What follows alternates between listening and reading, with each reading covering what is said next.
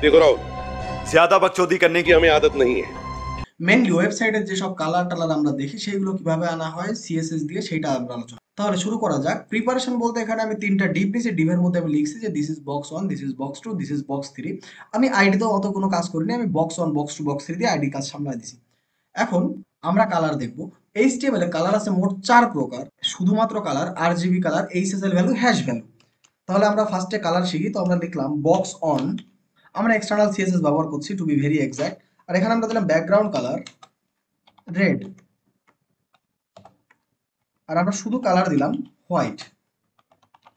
Background colour ব্যাকগ্রাউন্ডের কালারকে decide করে, white হচ্ছে তার মধ্যে কোনো কন্টেন্ট বিশেষ করে লেখা থাকলে তার কালারকে ডিসাইড করে। তো আমরা হোয়াইট দিছি এবং এটা সেভ করলে আমাদের প্রথমটা লাল চলে আসছে এবং আমাদের লেখাটা সাদা চলে আসছে। এটা গেল আমাদের সিম্পল কালার, যেটা আমরা সিম্পল ব্যবহার করলাম।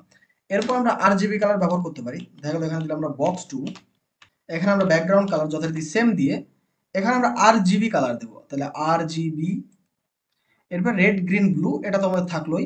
আমরা যদি এখানে একটা থেকে বাদ বাকিগুলো ফিক্স করে দিই মেইনলি, কারণ আমরা ভ্যালু লিখতে চাচ্ছি না। আমরা যদি ভ্যালুটাকে একটু নীলের দিকে করি এবং একটু ডার্ক নীল করি এবং সেটা লিখে দিই, আমাদের নীল চলে আসছে। কালার আমাদের বোঝাচ্ছে না, আমরা কালারকে এখানে সিম্পল হোয়াইট রাখতেছি যাতে করে আমরা বুঝতে পারি।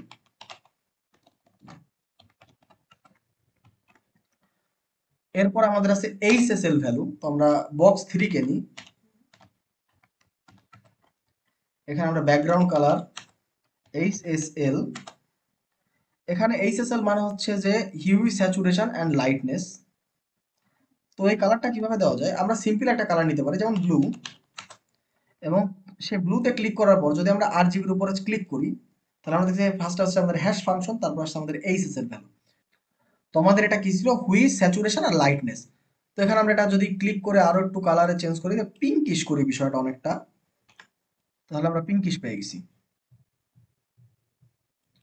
আমরা যদি চাই আমরা হ্যাশ ভ্যালু ইউজ করতে পারি, সেটা সব থেকে বেশি ইউজ হয় কালারের ক্ষেত্রে। তো আমরা শুধু কালার ইউজ করি এখানে, এবং যথারীতি আমরা কালারের উপরে চাপ দিয়ে এখানে হ্যাশ ভ্যালু বের করে নিই। এবং হ্যাশ ভ্যালুতে আমরা যে কোনো রকম মডিফিকেশন এখানে করতে পারি। দেখা গেলো আকাশি দিয়ে দিলাম, আমাদের লেখাটা আকাশি আসছে। অনেক সময় হইতে পারে যে আকাশি লেখাটা তো ভালো বোঝা যাচ্ছে না, তো আমরা এখানে এই যে ভ্যালুটা আছে সেটা আমরা ব্যাকগ্রাউন্ড কালার দিয়ে দেখাই দিই যাতে করে বোঝা যায় বিষয়টা। আমরা চাইলে সবগুলো ডিপকে একটু বড় করে দিতে পারি যাতে কালারের বিষয়টা তোমরা ভালো বুঝতে পারো। সেটা হচ্ছে আমরা ডাইরেক্ট ডিপকে টার্গেট করলাম যতগুলো ডিপ আছে সেখানে, আর আমরা হাইট ওয়েট দিয়ে দিলাম 100 পিক্সেল করে। শুধু হাইটই রাখি, ওয়েট দেওয়ার দরকার নেই, এরকমই, এন্ড দ্যাটস ইট।